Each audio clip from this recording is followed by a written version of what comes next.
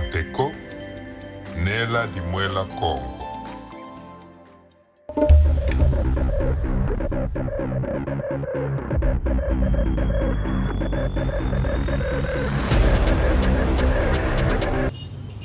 Ngizu Lombote Moumandana Meto qui a Radio Télé Congo. La Rateko en sigle. Batate ba mama. Tunano kintwa di Moumandana Meto kele kamunandinga. Kasi lumbu kia unu sitavovela nsaka mundinga ki Congo. Batate ba mama.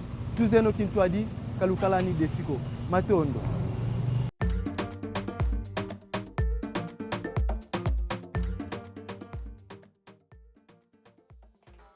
Mkumbwa mumuno alaji. Ya kuvata mfundu na mpongo. Tata tuna Kivu Kimosi. Yengulu kia mfuta.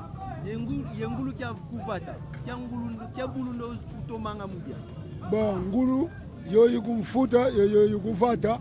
Ngulu ikala imboti yoyi kumfuta. Matondo tutonde lebe. Yo kibani yikumfuta donki yina kuki akulu kina muni. Matondo. Mkumba ma papa bila saa ku Victor. Tata Kivu ina yetu. Yedibata nsusu na mbuta. Edibata nsusu bia kulu mpila kumosi kwa. Matondo tutonde lebe. Merci. Ingeta. Kwa mono kalusemoko. Kalusemoko nani? Celestin. Tata tuna Kivu. Ye nsamba yelungwila nkiama lavu dize ikolusa muntu. Mausi kosa makolusa muntu.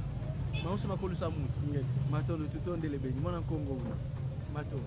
Mkumbwa mwe Kikongo kibeni Itata Sasabi Pichu Pierre Ndoko. Tuna Kivu Kimosi mbuta. Ye tata, ye mama, nani kwangangu? Tata ye mama ketina ni kwangangu.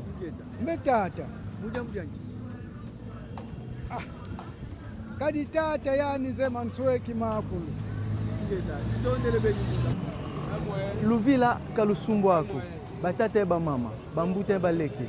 Tukumi koto muchuka mandanda meto, mtsaka mundinga kikongo. Batate ba mama, tuzeno kintwadi et surtout kaluvila kaniko, le ça partager, abonner, le ça liker, le passe volo tout ça encourager, donc salu te tukulu sadila. Matondo lukele ba yingi ngutulanda, tukulotonde lebe.